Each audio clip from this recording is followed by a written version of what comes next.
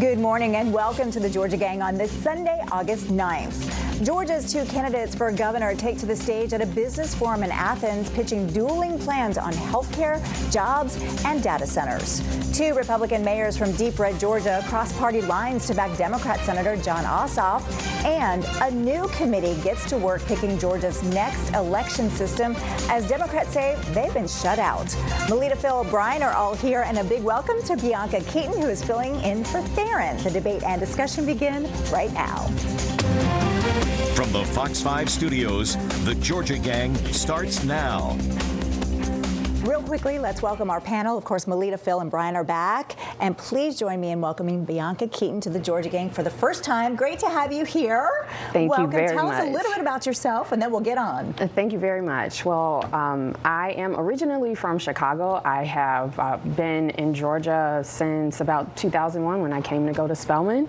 I'm a former county party chair in Gwinnett County and have spent a lifetime dedicated to public service, and I'm very excited to be here. Well, it's great to have you here. So let's get on with the discussion. Georgia's candidates for governor shared a stage this week, though not a podium, at the Georgia Chamber's Business Forum in Athens. Democrat Keisha Lance Bottoms called for Medicaid expansion and a pause on new data center approvals. Republican Rick Jackson, standing alongside Governor Kemp, promised to keep courting businesses and steering jobs to rural Georgia. Kemp gave Jackson his full endorsement, calling him the candidate most likely to continue his own business-friendly legacy. Now, Brian, you and Theron had the honors of conducting the interviews. Great job, I hear. Full disclosure, you do work for the Jackson campaign, so your thoughts on how it went for both of them. You know, Rick Jackson was a longtime member of the Georgia Chamber. This was his first time at this congressional lunch, which really is sort of the who's who of Georgia's business community and government affairs. And a lot of those folks don't really know him that well. And he had to show them that he is a business leader like them. He sees the world like them, and he is seeking solutions like them. You know, as he always says, a business is a solution to a problem, and you got to figure out how to make that profitable. So he crossed that bar of credibility with flying colors, you know, and humanized himself a little bit. He talked a little bit about something he has done work with you on, Laurie, and that's the Fostering Success Act. He has put hundreds of kids who are aging out of foster care through college on his own dime. And I think that when he told the story of what he tells those kids, which is, it's not your fault that you were in foster care, but if you don't take advantage of this opportunity, that is your fault. That's always had such an emotional impact on me, and he was able to tell that story and show that audience his heart, but also his vision for the state. And one thing Rick wanted me to say on this show is he made a point when Keisha came off the stage to walk over to her, shake her hand, and say, great job. All right, Lily. Real quickly, the Fostering Success Act is also a tax credit that Georgians can buy into. It's not just on his own dime. I just want to make that clear. Yes. Melita, Jackson also talked about bringing venture capital into Georgia companies. Does that message land with the business crowd and keeping on Kemp's legacy? Well, I think they're going after different parts of the business crowd, because Keisha Lance Bottoms talked about breaking up some of the large state contracts into smaller chunks so that smaller businesses can have an opportunity to do business with the state. And so they're going after the same audience with slightly different messages. And I think this appearance gave the audience, and therefore through the media, the state, an opportunity to get to know both of them better and to see the compare and contrast between the two of them on the issues. And we're going to start seeing that with their ads, of course, which I know we'll talk about in a minute. But I think Keisha Lance Bottoms proves every time she's in front of a big audience like this how at ease she is with retail politics. I don't think we've got anybody who's better at retail politics than her on the current statewide stage. Let's talk about one of the issues, Medicaid expansion. Phil, it was interesting to hear Jackson's take on Medicaid expansion. He didn't say no to it like previous Republican leaders have. He said he's interested in intelligent Medicaid expansion. He did. I was there at the lunch, and what was interesting is that he also said, Lori, that he wants to transition people away from a single-payer system and get jobs and also get into private insurance, which the large majority of Georgians already have. So he made that very clear. I think that was a good way to phrase it. But I also, by the way, I will make a comment. I wish wish that the questioners, Brian, you did a very good job, and so did Theron. They elicited a lot of information. I wish they'd switch the questioners. I wanted you to question Bottoms and him to question Jackson. But anyhow, that would have been more interesting. I know you would have. But just a couple quick takeaways. I think that if I had just moved into Georgia and was looking at the Democrat candidate for governor, I would have thought, oh, this is a pretty moderate, mainstream Democrat with some good workforce ideas, et cetera, which is not true because she has some pretty extreme positions. And I noticed very noticeably that she never talked about public safety and law and order because that's her weakest link when it comes to her campaign. And I think that if you want to be the state that has #1 in business and you want to do workforce development and you want more jobs and more manufacturing like the last 3 Republican governors have produced, you need to have law and order and public safety. That was missing. All right, Bianca, get in here. What was your take? And you can obviously counter Phil's.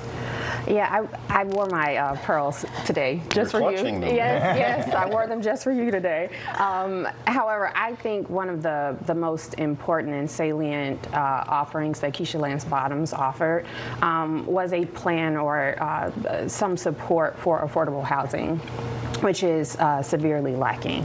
And I think that it's a more holistic approach to the public safety question. You got to get people jobs. You've got to get them adequate housing, and you've got to make sure that the government is actually ensuring that the jobs that are being promised or the economic opportunity that's being promised is actually making it into the pockets of the families. All right. Well, meanwhile, also, Bottoms wasted no time going on offense. She's out with her first general attack ad tying Jackson directly to President Trump and accusing him of buying the president's support. Bianca, what did you think of the ad? Is it effective?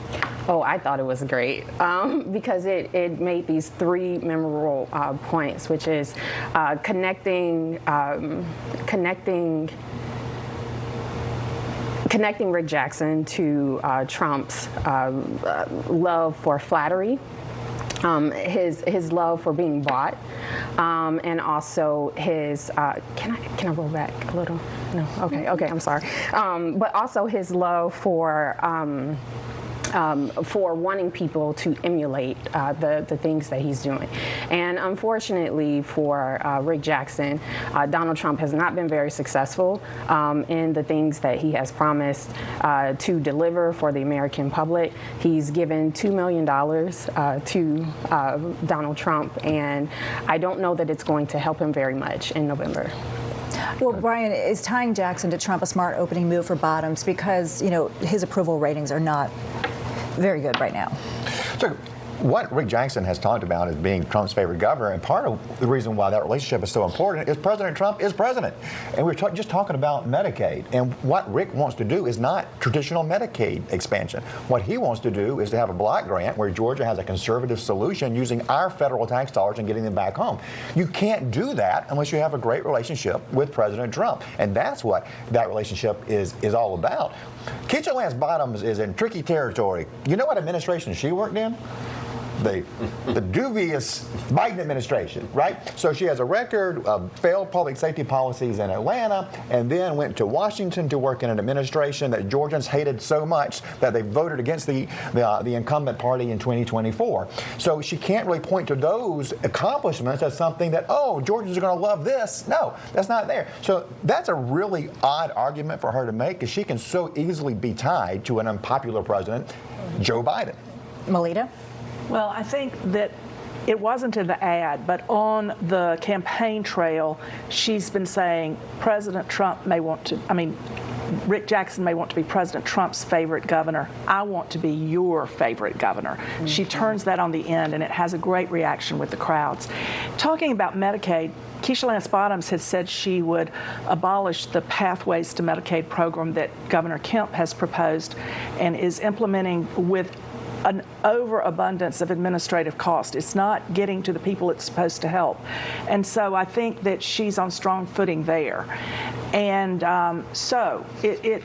the Trump ratings continue to tank. And the more closely Rick Jackson embraces President Trump as we get near November, I think is perilous territory for him. Phil.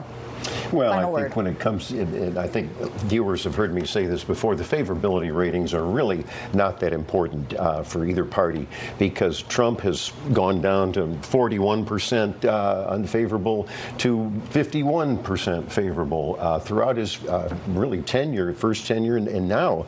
And also, Ossoff is under 50% if you're tracking this too. So, and I think it's going to be a very, very tight U.S. Senate race. But going back to the advertising, the anti-Trump message from either Bottoms or Jon Ossoff, who's trying to be reelected, is basically not going to work. It's going to be affordability. I think we all agree on that. And it's going to be public safety. And I think those are going to be the issues. And that's why I think that we're going to have some tight races in the fall. All right, coming up, 2 Republican mayors from some of the reddest counties in Georgia are crossing party lines for Democrat Jon Ossoff. We'll discuss. Have a question or comment for the Georgia Gang? Email them at georgiagang@foxtv.com. Senator Jon Ossoff is picking up some unlikely allies. The Republican mayors of Valdosta and Tifton are both endorsing his reelection bid, crediting him with delivering results for South Georgia, even though both are also backing Republican Rick Jackson for governor. Now, it's a split ticket signal out of the territory Trump carried by very wide margins. Bianca, lots of talk again about a split ticket here in Georgia. Is this more evidence of that? I absolutely do believe so. These 2 mayors coming out in support of Ossoff are very huge for his chances, his reelection chances in November. He has delivered very firmly in constituent services, in funding for various projects, infrastructure, et cetera, across the state. And I think that this is more reason for Mike Collins to be concerned moving into November. It's been 80 days since the primary, and he still also hasn't actually co-campaigned with Rick Jackson here. And so there's also concern, I think, that he should have about the way in which Republicans broadly, even the Republicans on the top of the ticket, are distancing themselves from him. Phil. This is not surprising at all. A U.S. Senator is supposed to be helping people. Everybody in public office is supposed to be helping people. If I was a Republican mayor in Georgia and a U.S. Senator, regardless of party, helped me in my city for something, I'll praise them. That's fine. However, Jon Ossoff, I know those mayors aren't going to ignore the fact that he was for open borders for 4 years, which is a disaster. They won't ignore the fact that Ossoff is for boys and girls locker rooms and sports. They're not going to ignore Ossoff's increasingly socialist tilt. So I'm glad that he's trying to help people, but that's not unusual at all. Melita. Well, I think it's particularly strategic for these 2 particular mayors. And in full disclosure, I grew up halfway between Tifton and Valdosta, so this is a part of the state I know very well. The Valdosta mayor was a former radio commentator down in those parts, a conservative radio commentator, and so he's a strategic endorsement. And then Julie Sharp, the mayor of Tifton, is a former president of the Georgia Municipal Association, which means she's very respected by other mayors. I wouldn't be surprised to see more mayors come out. The other thing that's a part of all this discussion is now the Bottoms campaign and the Democratic Party of Georgia are calling on Rick Jackson to distance himself from Mike Collins. And it'll be interesting to see how that plays out. But I think it's courageous of these 2 Republican mayors to praise Ossoff for the good, fine support that he made. I thought it was interesting that the Valdosta mayor mentioned Ossoff was the first political figure statewide to visit Valdosta after extensive hurricane damage in his area. Brian, I want to get your take on what Melita had to say. Yeah, it's Mayor Julie Smith down there in Tifton, and she's a friend of mine, and she's a great mayor. And the mayor in Valdosta is highly respected as well. This is something that's already baked into the cake for Mike Collins to some degree. He knows going in that Ossoff is going to have the advantages of incumbency. And when you're an incumbent a U.S. Senator with a statewide footprint, you're able to deliver grants. You're able to bring in groups from those counties and show them some love in Washington and make them feel important. That's always how it is when you're up against an incumbent. At the end of the day, endorsements don't matter when it comes to vote. What matters is record, and Phil kind of hit there on the stuff that Republicans are going to make the argument about, on girls' sports, on the fact that they voted against the tax cuts. That's what the campaign is going to be about for Mike Collins. And Melita did mention something about people pressuring Rick Jackson to not campaign with him. You know, I read just Friday morning in Atlanta media that Rick Jackson hasn't done any public appearances with Mike Collins. On Thursday night, I was in a room with Mike Collins and Rick Jackson campaigning at the same event, the Peaches and Politics in Musella. So they have been, and they were very much speaking and talking together at the congressional lunch on Wednesday. So that's not true. All the Republicans are going to be rolling in the same direction. Well, Republican Senate candidate Mike Collins is trying to keep the focus on his record, but this controversy keeps following him. His son-in-law's social media posts, including sympathy for a white nationalist group, have Democrats really pressing Collins to say more. Collins says he has absolutely condemned the comments and wants voters to look at his voting record instead and really just move on, Bianca. Well, he can't escape this because, this isn't just a situation of having like a crazy family member. We all have someone in our family that has some wild views that we would rather do without. He's had folks not just in his family that are very close to his operation, but he's actually had at the highest levels of leadership in his office, folks that have been connected with white supremacist influencers. And so I don't think that this is going to escape Mike Collins, and fortunately for Democrats, it gives us a chance to actually make a better case as to why he doesn't represent the values of Georgians. Phil. Well, Mike Collins has clearly said over the last 3 weeks that he is not a racist, he's not anti-Semitic, his record reflects that. He cannot be judged by any other family member, nor should any other politician. You just pointed out that probably every family has some things that don't want to be out in the public realm. So Mike Collins has been very focused on that, and it's typical of a campaign to just focus on the negatives. They don't want to hear about Collins' plans for tax relief and affordability and no open borders. So I think Collins is going to be fine. He's getting more money in his campaign. It's going to be a competitive U.S. Senate race. Quickly, Melita, then Brian. Well, Mike Collins needs to be judged by the company he keeps, and he keeps some rather unsavory company. Brian? Mike Collins this week has done exactly what I was talking about on the show last week. At first, he had talked purely about the anti-Semitism part of white nationalism. He made it very clear. He condemned his son-in-law's views this week. I thought that was really important. It sort of kind of close this story off to show us where his heart is, to show us what he thinks. And he says, I condemn racism. I'm going to represent everybody. That's exactly what he needed to do. We should all be able to move on from here. Well, we'll see. Straight ahead, Georgia lawmakers start the process of picking a whole new way to vote. Join the discussion on the Georgia Gang Facebook page and watch past episodes on the Georgia Gang YouTube channel.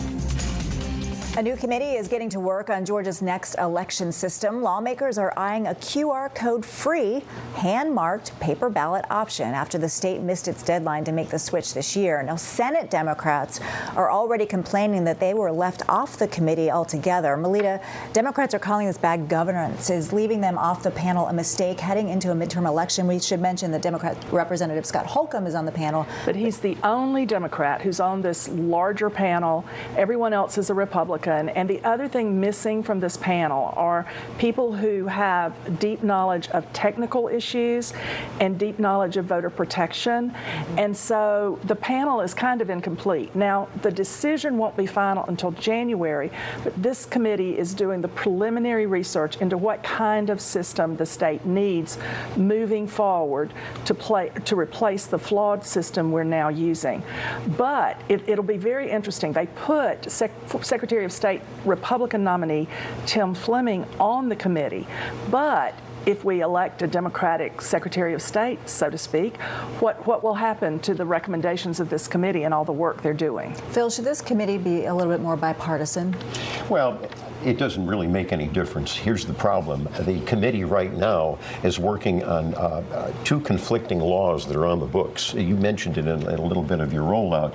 And Melita, you and I have been talking about this, that are you going to have a paper ballot system? How are you going to use the printers? Are we going to have a patchwork? You and I have talked about that too, because cyber experts say you need to patch the system now. This is all these complex issues what the committee is going to have to do. So yes, you're right. In January, Lori, they're going to have to do something, but I think the legislature is going to have to clarify exactly what system. I don't want just a single vendor system, which is in the law now, too.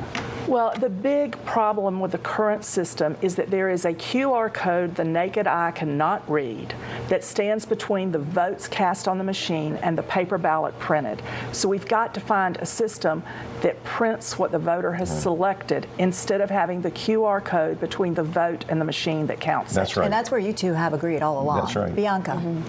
Well, I'm agreeing too. Oh, good. I'm going to clutch my pearls again on that one. I'm in full agreement with that. I think when the system was first implemented, the QR code stood out as one of the big issues, is that we could not actually verify the vote totals via like a human eyeball count. Unreadable. And so I'm in full favor of figuring that out. What I am not in favor of is the continued waste of taxpayer dollars in funding new systems that only serve to create more ambiguousness and chaos in our elections. Wouldn't paper ballots create more ambiguousness and controversies? Well, we need something that is auditable.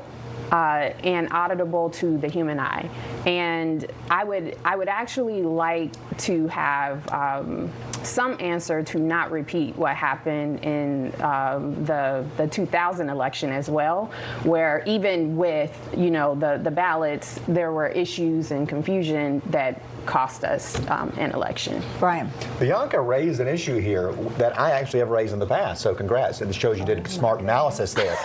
That we have a lease on the current machines. And the good news is that because we have pushed this into the 2028 cycle, that lease ends in 2028. So we're not going to be paying for two different systems. So that is a good, smart use of tax dollars. I'm glad to see that happening. What you're going to see is a system that doesn't have the QR code that my colleagues have mentioned. That's going to be one of the primary things. It's been one of the biggest complaints about our current system. You're going to have new scanners. They're going to be scanned, and the ballots will be adjudicated right there on site in the precincts, is what I am told.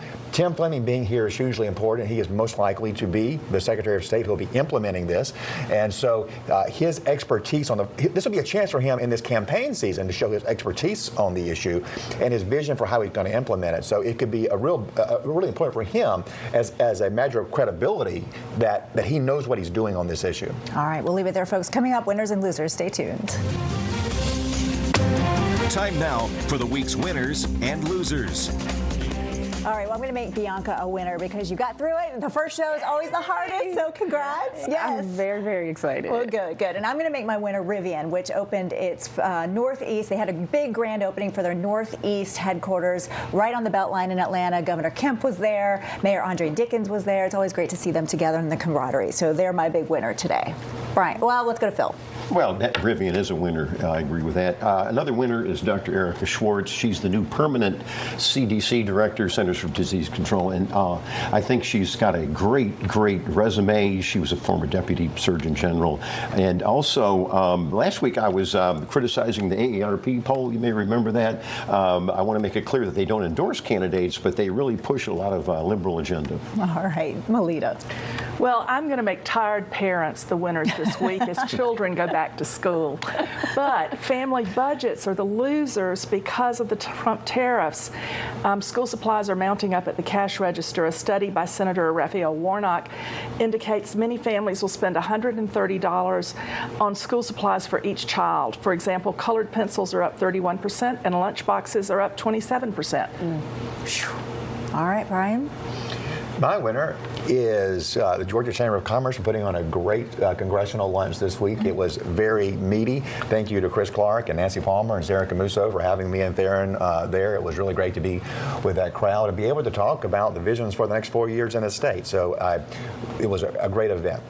And another winner is Heather Tilley, who has been a long time at Oglethorpe Power. She's been named as the CEO of the Georgia EMCs. She and I are in a very small fraternity of people who have been former communications directors for Georgia governors. So I'm very proud for Heather, and she's going to be great in that role. Congrats to her. All right, Bianca, we've got a clock right there. We got 1:43. All right, well, I'm going to pick up, and my winner this week, or my winners this week, are my sorors, the ladies of Delta Sigma Theta Sorority Incorporated in Fulton County. My sorority is here hosting their Southern Regional Conference in Fulton County, and so I'm very excited about that. And a time will be had this weekend, and I look forward to being out and celebrating.